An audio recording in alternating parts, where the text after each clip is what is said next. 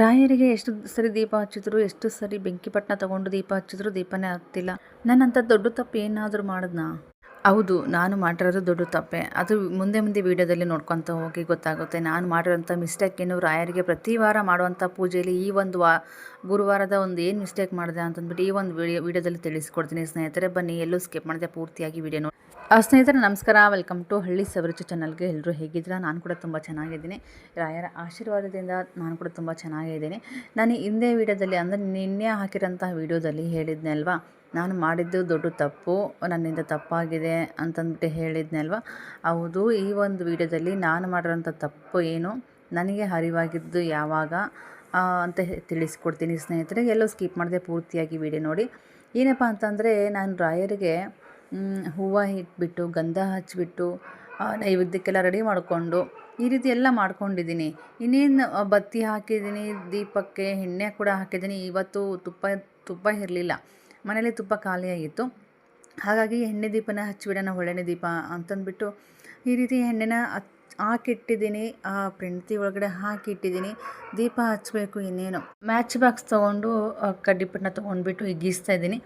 ಆದರೂ ಗೀಚಿ ಹಚ್ಚುತ್ತಾ ಇದ್ದೀನಿ. ಸುಮಾರು 5ರಿಂದ 6 ಕಡ್ಡಿ ಆದರೂ ಕೂಡ ದೀಪ ಅಂಟುಕೊಳ್ತಾನೆ ಇರಲಿಲ್ಲ. ನಾನೇನೋ ಬತ್ತಿ ಮಿಸ್ಟೇಕ್ ಅಥವಾ ಅಂದರೆ ಸರಿಯಾಗಿ ಎಣ್ಣೆ ಕುಡ್ಕೊಂಡಿಲ್ಲ ಅಂತ ಅಂದ್ಕೊಂಡೆ. ಬಟ್ ಚೆನ್ನಾಗೇ ನೆಂದಿದೆ. ನಾನು ಪೂಜೆ ಸ್ಟಾರ್ಟ್ ಮಾಡೋಕ್ಕಿಂತ ಮುಂಚೆನೇ ನನ್ನ ದೀಪಕ್ಕೆಲ್ಲ ಬತ್ತಿ ಎಣ್ಣೆ ಎಲ್ಲ ಹಾಕಿಬಿಟ್ಟು ನೆನೆಸೋಕ್ಕೆ ಇಟ್ಬಿಡ್ತೀನಿ. ಹಂಗಂತಂದ್ಬಿಟ್ಟು ಬತ್ತಿ ಮಿಸ್ಟೇಕು ಅಲ್ಲ, ಎಣ್ಣೆ ಮಿಸ್ಟೇಕು ಅಲ್ಲ ಸ್ನೇಹಿತರೆ, ಇದು ನಾರ್ಮಲ್ ಎಣ್ಣೆನೇ. ಬಟ್ ಏನಪ್ಪ ಮಿಸ್ಟೇಕು, ಬತ್ತಿ ಕೂಡ ತುಂಬ ದಪ್ಪ ಕೂಡ ಇಲ್ಲ ಸ್ನೇಹಿತರೆ. ಎಷ್ಟು ಹಚ್ಚಿದ್ರೂ ಹಚ್ಕೊಳ್ತಾ ಇಲ್ಲ. ನಾನು ಎಲ್ಲಿ ಮಿಸ್ಟೇಕ್ ಮಾಡಿದೆ ಅಂತ ತೋರಿಸ್ತೀನಿ ನಿಮಗೆ. ಯಾಕಂತಂದರೆ ನಾನು ಪ್ರತಿ ವಾರ ಮಾಡ್ದಂಗೆ ಈ ವಾರ ಸ್ವಲ್ಪ ಸಣ್ಣದಾಗಿ ಮಿಸ್ಟೇಕ್ ಮಾಡಿದೆ. ಅಂದರೆ ನನಗೆ ಅನಿಸಿದ್ದು, ನನಗೆ ನೆನಪು ಮಾಡಿಕೊಂಡೆ, ನಾನು ಹಿಂದಿನ ವಾರ ಪ್ರತಿ ವಾರ ಅದೇ ರೀತಿ ಮಾಡ್ತಾಯಿದ್ದೆ ಅಲ್ವಾ, ಈ ವಾರ ಈ ರೀತಿ ಮಾಡಿದ್ದಕ್ಕೆ ಈ ರೀತಿ ಆಯಿತು ಅಂತ ಅಂದ್ಕೊಂಡೆ.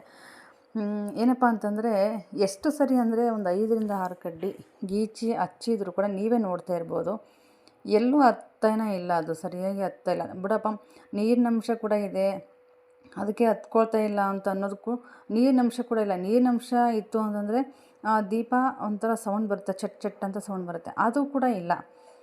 ಯಾಕೆ ಈ ರೀತಿ ಆಯಿತು ಅಂತ ನಾನು ಒಂದೇ ಒಂದು ಸರಿ ರಾಯ ಹತ್ರ ಬೇಡ್ಕೊಂಡೆ, ಅಪ್ಪ ತಂದೆ ಏನೇ ಒಂದು ತಪ್ಪು ಮಾಡಿದ್ರು ಕೂಡ ನಾನು ಒಂದು ಹೊಟ್ಟೆಗೆ ಹಾಕ್ಕೊಂಡು ದಯವಿಟ್ಟು ಈ ಒಂದು ವ್ರತನ ಕಂಪ್ಲೀಟಾಗಿ ಆಗೋಂಗೆ ಮಾಡು ಅಂತಂದ್ಬಿಟ್ಟು ರಾಯ ಹತ್ರ ಒಂದು ಸರಿ ನಮಸ್ಕಾರ ಮಾಡಿಕೊಂಡೆ. ಸಂಕಲ್ಪ ಕೂಡ ಮಾಡ್ಕೊಂಡಿದ್ದೆ ಅದಕ್ಕೂ ಮುಂಚೆ.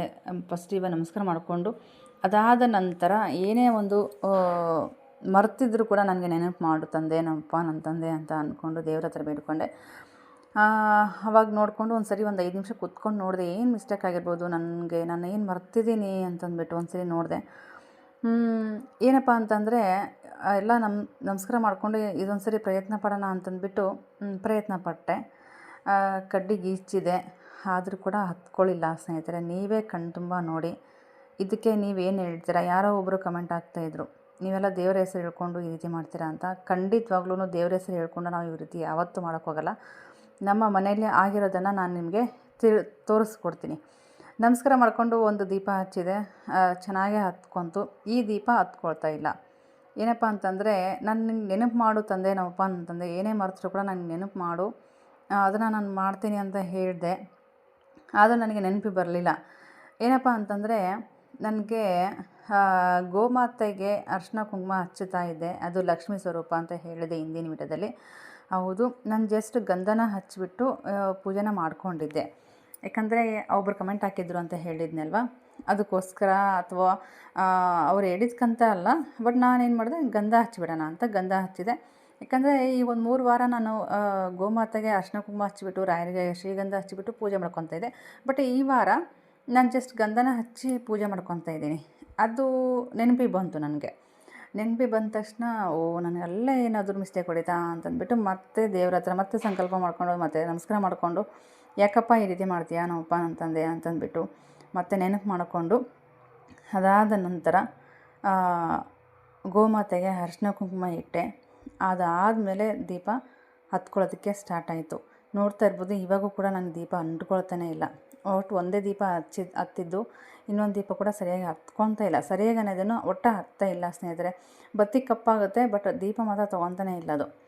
ಹಾಗಾಗಿ ಮತ್ತು ನೆನಪು ಮಾಡ್ಕೊಂಡು, ನನಗೇನು ರಾಯರು ನೆನಪು ಮಾಡಿದರು, ಅರ್ಶಿನ ಕುಂಕುಮ ಮೊದಲು ಇಡು ಅಂತ ಅನ್ನಿಸ್ತು ನನಗೆ.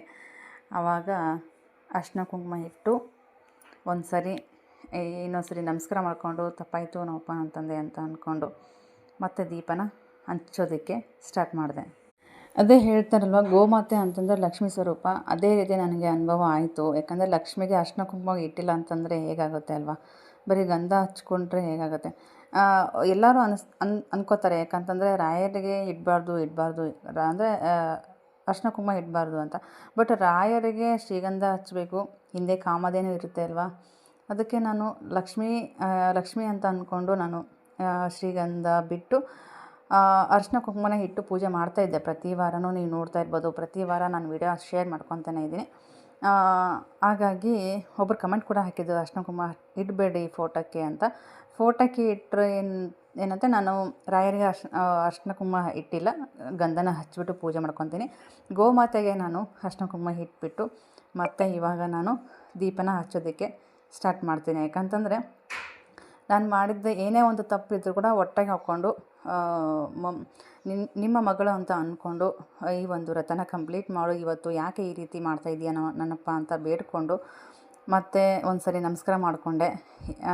ಆವಾಗ ನನಗೆ ದೀಪ ಹಚ್ಚಿದೆ, ಆವಾಗ ಹತ್ಕೊಂತು ಸ್ನೇಹಿತರೆ. ಇದು ರಾಯರ ಪವಾಡ ಅಂತಂದರೆ ಇದೇ ಅನಿಸುತ್ತೆ. ನಿಜವಾಗ್ಲೂ ನೀವು ನಂಬ್ತಾರೆ ಬಿಡ್ತಾರೆ ಗೊತ್ತಿಲ್ಲ, ನಾವು ನಿಮಗೆ ನಂಬಿ ಅಂತಲೂ ಹೇಳೋದಿಲ್ಲ. ಯಾಕಂತಂದರೆ ನಮಗೆ ಆದ ಅನುಭವ ಇದೆ ಅಲ್ವಾ, ಸಾಕು ಅಷ್ಟೇ. ರಾಯರು ಇದ್ದಾರೆ ಅನ್ನೋದಕ್ಕೆ ಇದೇ ಸಾಕ್ಷಿ. ಯಾಕಂದರೆ ಯಾವತ್ತೋ ನಾವು ನಂಬಿದ್ದೀವಿ ರಾಯರಿದ್ದಾರೆ ಅಂತ. ಕೆಲವೊಬ್ಬರು ದೇವರ ಹೆಸರು ಹೇಳ್ಕೊಂಡಿಲ್ಲ, ನೀವು ಚಾನಲ್ ಹಂಗೆ ಹಿಂಗೆ ಮಾಡ್ತೀರಂತ. ಬಟ್ ಯಾವುದೂ ಇಲ್ಲ, ನಾವು ಚಾನಲ್ ಮಾಡಬೇಕು ಅಂತ ದೇವರ ಹೆಸರು ಹೇಳ್ಕೊಂಡೇ ಚಾನಲ್ ಮಾಡಬೇಕಂತ ಉದ್ದೇಶ ನಮ್ಮದಾಗಿರಲಿಲ್ಲ. ನಮ್ಮ ಡೈಲಿ ಕಂಟೆಂಟ್ ಏನಿರುತ್ತೆ ಅದನ್ನು ನಾನು ನಿಮ್ಮ ಜೊತೆ ಶೇರ್ ಮಾಡ್ಕೊತ ಇದ್ದೀನಿ ಅಷ್ಟೇ. ನೋಡ್ತಾ ಇರ್ಬೋದು, ಇವಾಗ ದೀಪ ನಮಗೆ ಹಚ್ಚಲಿಕ್ಕೆ ಸ್ಟಾರ್ಟ್ ಮಾಡಿದೆ ಅಲ್ವಾ, ಹತ್ಕೊಂತು ದೀಪ. ನೋಡ್ತಾ ಇರ್ಬೋದು, ಇವಾಗ ನಿಧಾನಾಗಿ ತೊಗೊಂತು. ಯಾಕಂತಂದರೆ ಆವಾಗ ನನಗೆ ನಿರಾಳವಾಯಿತು ಮನಸ್ಸು. ನಿಜವಾಗ್ಲೂ ತುಂಬ ಖುಷಿ ಕೂಡ ಆಯಿತು.